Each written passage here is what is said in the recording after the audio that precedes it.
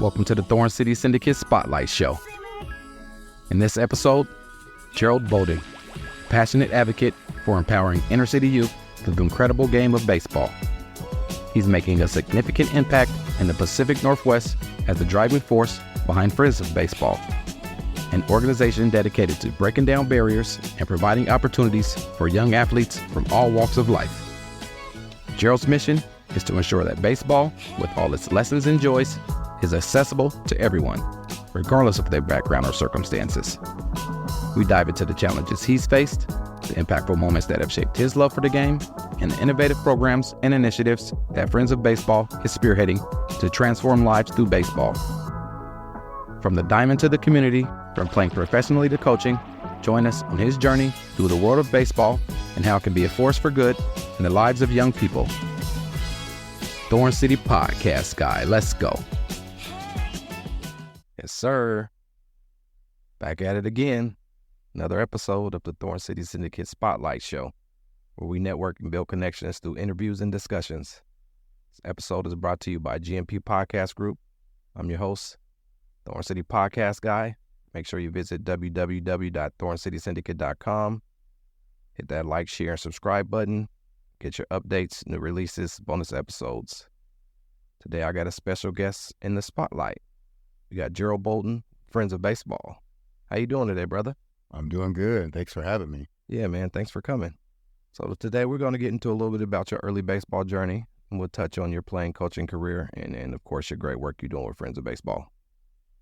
Perfect. How long you been involved with Friends of Baseball? This will be my 5th year. I started off receiving. I actually went to a grocery store and saw that they were giving away plastic bats at the grocery store. Wow. And so I was like, what is this? And so they said, we're trying to inspire and enhance their lives through the lessons that baseball has. And so I was like, oh. And so I applied, and here we are. Nice.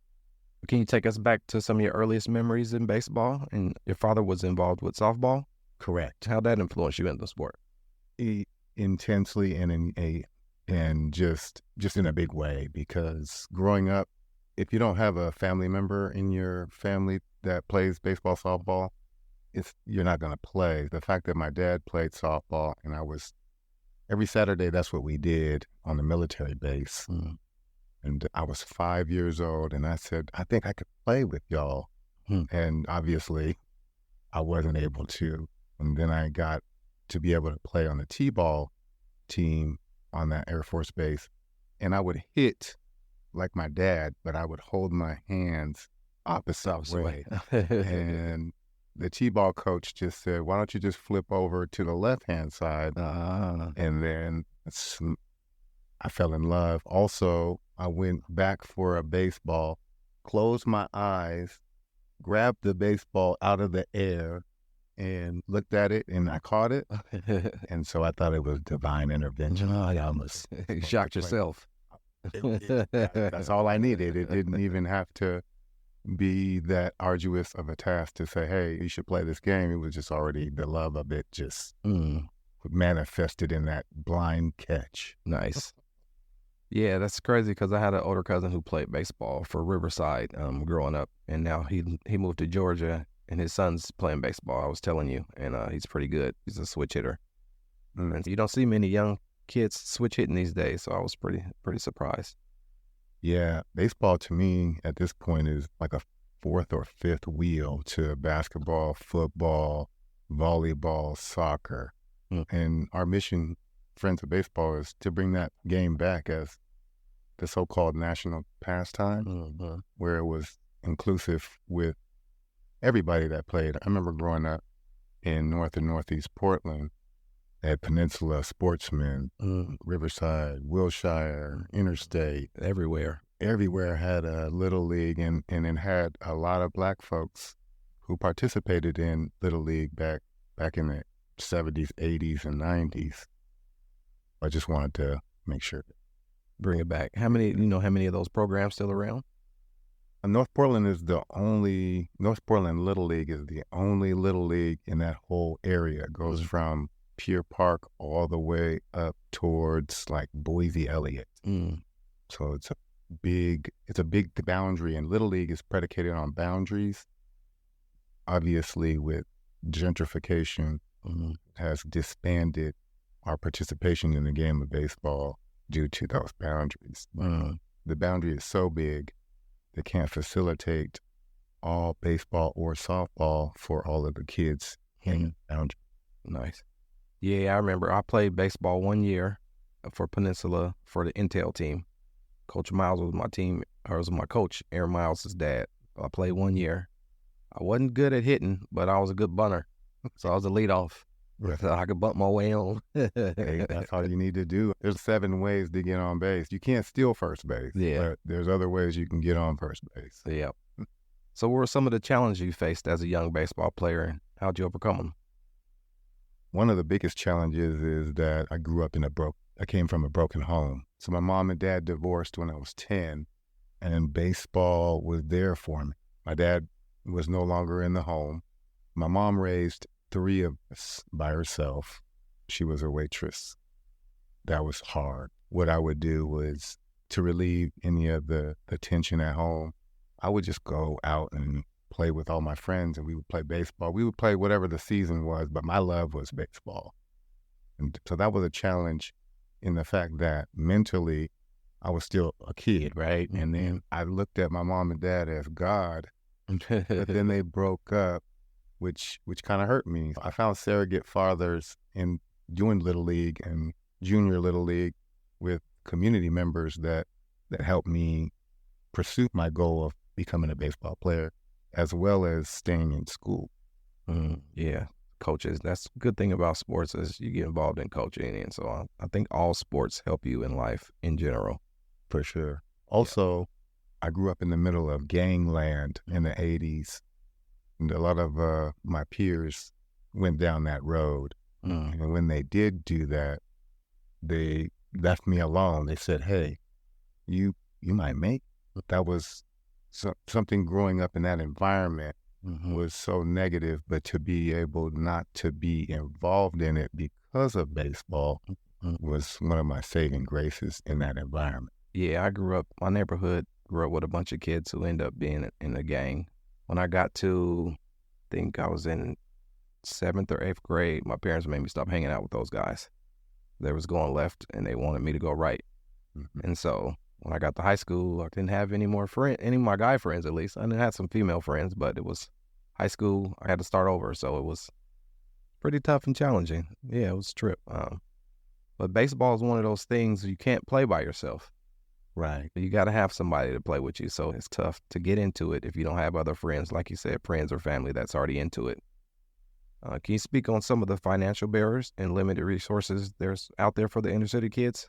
Yeah, it costs to be on the travel team just in one summer. It requires about $3,000, and that's not including the baseball bat, which is about $500, and a glove is about $400. A good, also cleats, and then the ability to travel to different locations.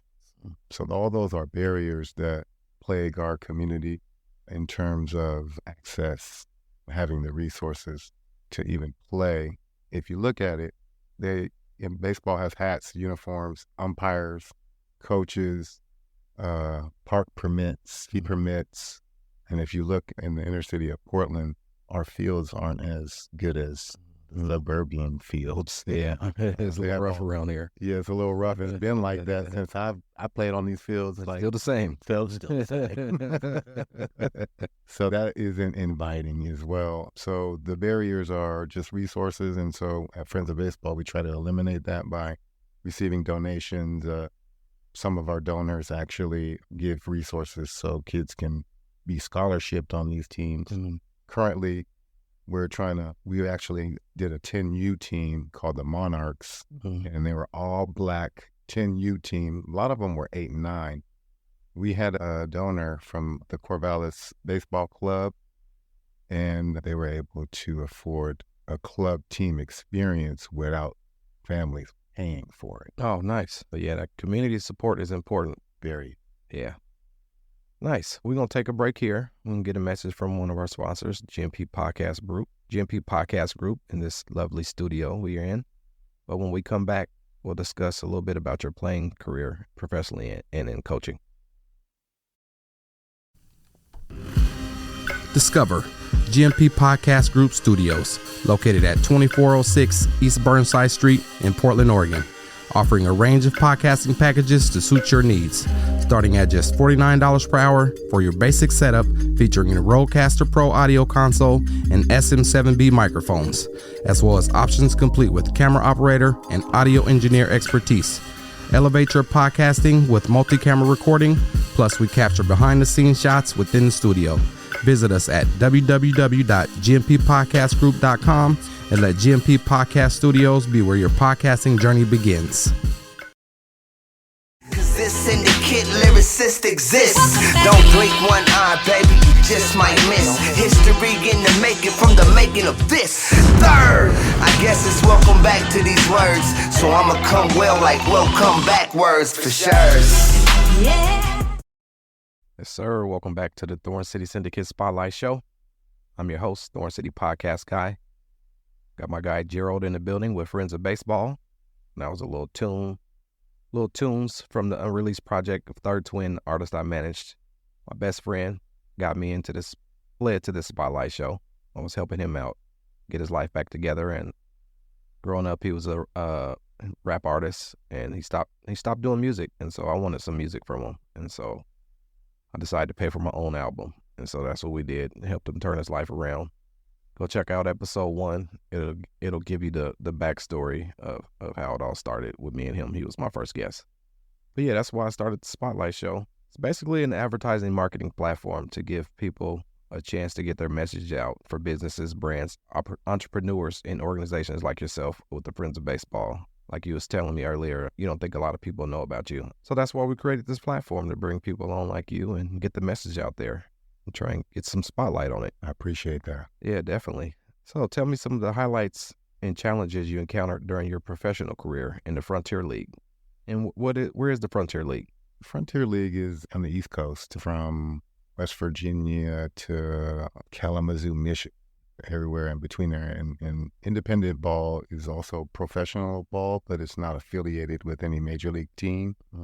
And a lot of the guys who are affiliated with the major league clubs would go to these independent leagues, and they're no longer, or there's some out there, but not as rampant as they used to be.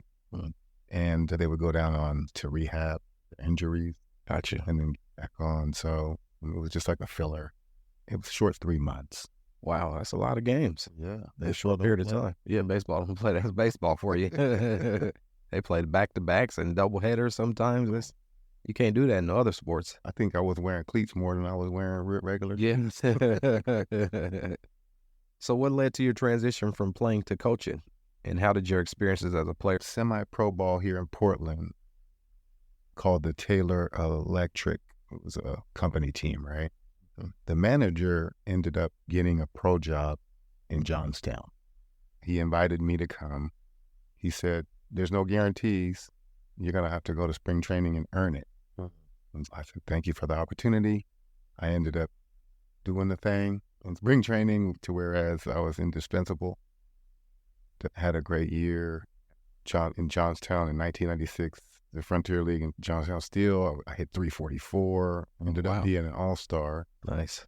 But that journey of never knowing when your opportunity is going to come, and then when it does come, to take it and run with it, is how it shaped my coaching into what I'm doing today. Because I think there is opportunities not just to play the game of baseball, because not everybody's going to make it to the league, but what the lessons that baseball give as you're playing and learning how to be your best version, because it's a craft that you have to work on.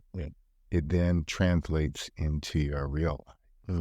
I don't know other sport is around to whereas you're failing 7 out of 10 times. Yeah, and that's good. That's the truth about baseball. Yeah, that's the only one. You succeed when you're failing to a certain extent. And how do you deal with your failure to be successful? Yeah, that's tough. That's a tough one. When you can be okay with failing And failing is a harsh word. It is a harsh word. Not doing as well as baseball is allotted is the thing, because Hall of Famers who hit 300, That's really good. That's really good. Yeah, baseball's tough. It's virtually impossible. You can't hit 100%. Hit that ball. It's coming that fast. So, yeah, like you said, if you batting 300, you at the top of the food chain. And so, yeah, that's one thing about baseball. I don't have any kids, but if I had kids, I would definitely push them towards baseball.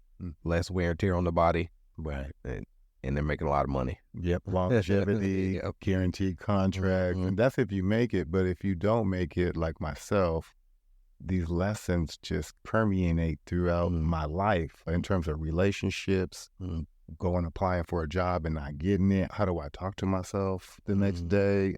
Bounce back. It helps you bounce back. Yeah, nice. So it sounds like coaching took you all over the world.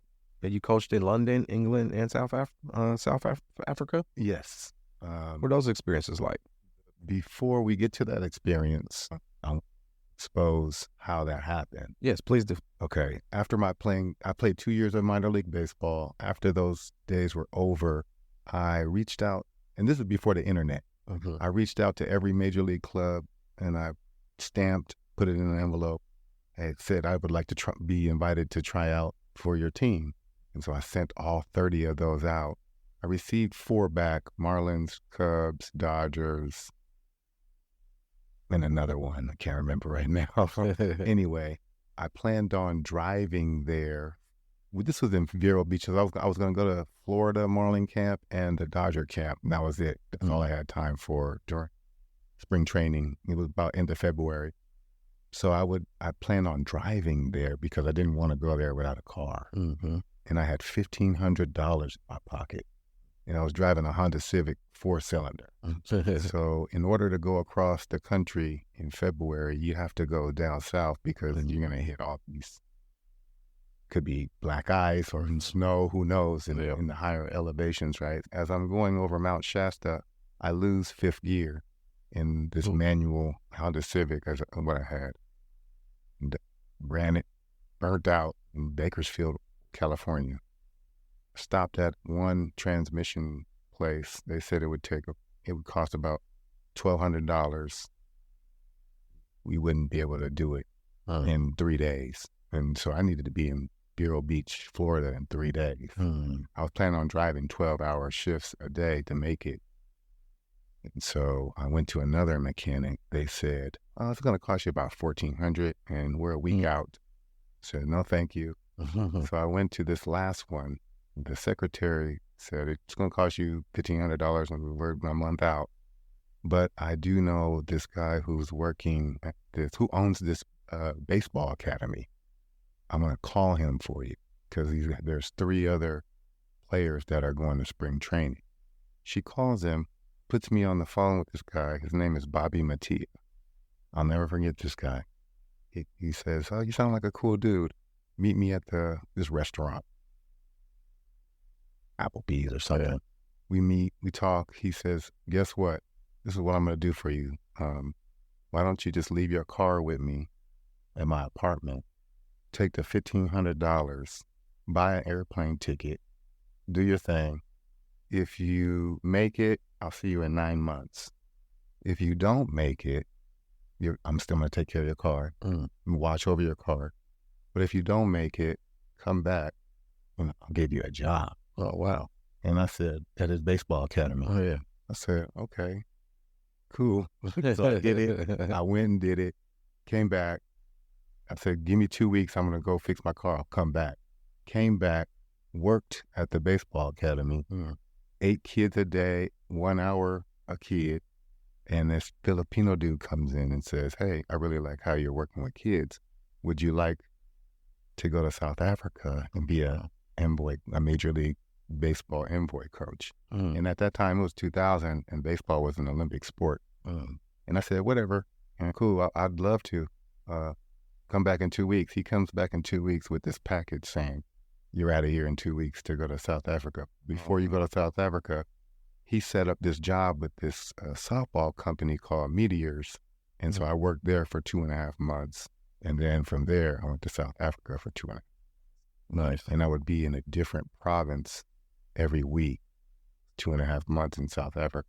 I didn't stay in a hotel because I didn't want to. I lived with the people, and the people didn't have running water. Oh, wow. It was an eye-opening experience and made me feel grateful. We have what we have here, but at the same time, they had less and did more. Yeah.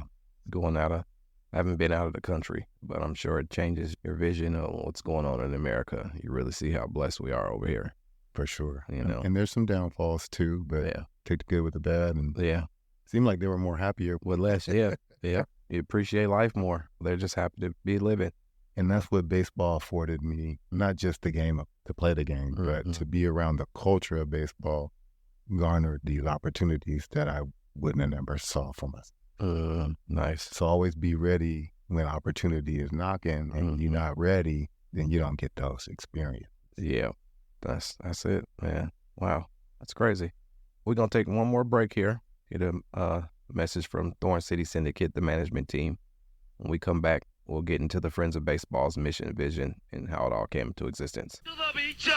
Introducing Thorn City Syndicate Management, your solution for brand management, social media promotions, digital content distribution, and podcast production. From shaping engaging content that resonates with your audience to amplifying your brand's reach through podcasting, we're your partners in driving success. We offer free strategy sessions and leverage our recording studio and personalized strategies to establish an online presence. Your brand's journey to the top starts with Thorn City Syndicate Management, where innovation meets results. Contact us now at www.thorncitysyndicate.com to embark on the future path of transforming your brand's future. Cause this syndicate lyricist exists. Don't blink one eye, baby, you just might miss history in the making from the making of this. Third, I guess it's welcome back to these words. So I'ma come well like welcome back words for sure. Yes, sir. Welcome back to the Thorn City Syndicate Spotlight Show. Friends of Baseball. I love the sound of it. Tell me a little bit about the mission and vision of the Friends of Baseball, and how did it come into existence? That's a great question. We wanted to give kids the ability to have baseball enhance their lives through the baseball lessons and softball lessons, because what we do with the boys, we want to do with the girls as well. And kind of the boys are a little up here a little bit, and the girls are just getting off the ground. But Friends of Baseball and every child who wants to play this game have the ability to, without any barriers such as resources or money or anything of that nature. I know that here in Portland, we don't have a Major League Baseball team per se. We do have a minor league team, but that makes it a little harder to not sell the game to the youth, because basketball and football kind of dominate this area. But there's other kids that don't play basketball or football that we would like to reach and encourage and inspire them to play the game so they can actually get the experiences that I had. Nice. Is that the Pickles? The Pickles are a college team. Is that college? I didn't know that. Yeah, and they have to have college eligibility. The Hillsborough Hops. Oh, the Hillsborough Hops. Gotcha. Play out in Hillsborough. Gotcha. Nice.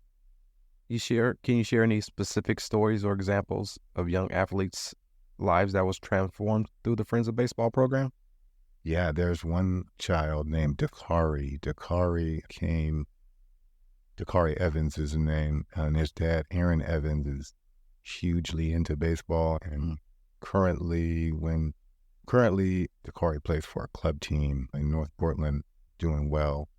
But when he first met him, he was 7 years old. It was just brand new into the game of baseball and loved it. And that's the piece too, is that we just want to be the spark, and hopefully the child can hold charge of the passion. So we're just giving the hitting, throwing, pitching, catching, fielding spark. And then it's up to that child, like myself, when I blindly caught the ball, it empowered a passion within me. And I see that with Dakari. And now he's 12, He's about to age out of Little League.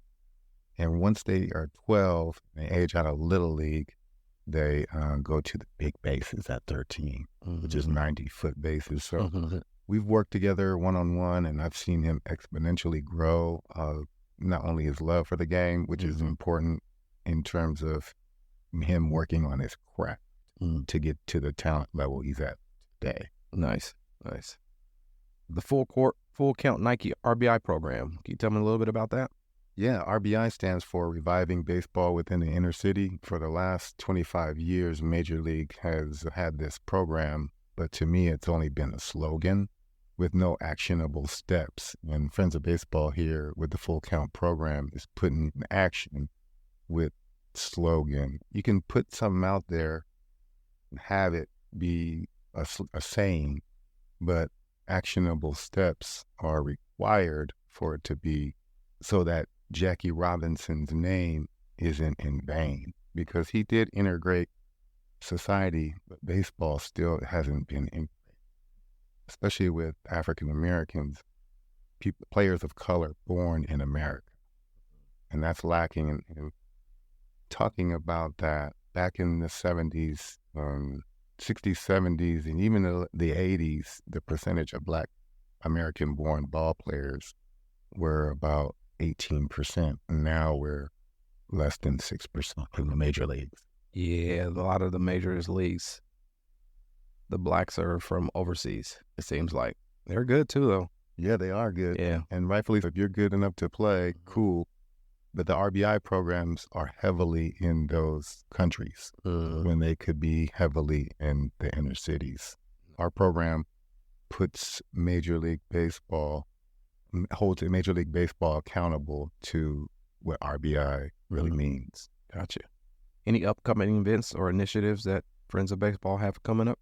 Yes, on November 18th, but we're working with Adley Rutschman, who is the starting catcher for the Orioles. He grew up in Sherwood, and he wants to be known more, not just a baseball player, but somebody who's giving back to their community, and those who live in Sherwood already have everything. So he really wanted to work with Friends of Baseball because we're taking a direct line to the city of youth. Nice. Man, I enjoyed you coming through and sharing your story with me. Just going to recap what we got going on today. Today we talked about the Friends of Baseball and they're empowering the inner city youth through baseball. Got a little bit about your early journey in baseball, your passion for making the sport accessible to the inner city youth, and then we talked about your transition from player to coach. How can listeners get involved to support the Friends of Baseball? You can go to friendsofbaseball.org, and then there's a website we have. Also, we have events on that website that then you could register for league apps.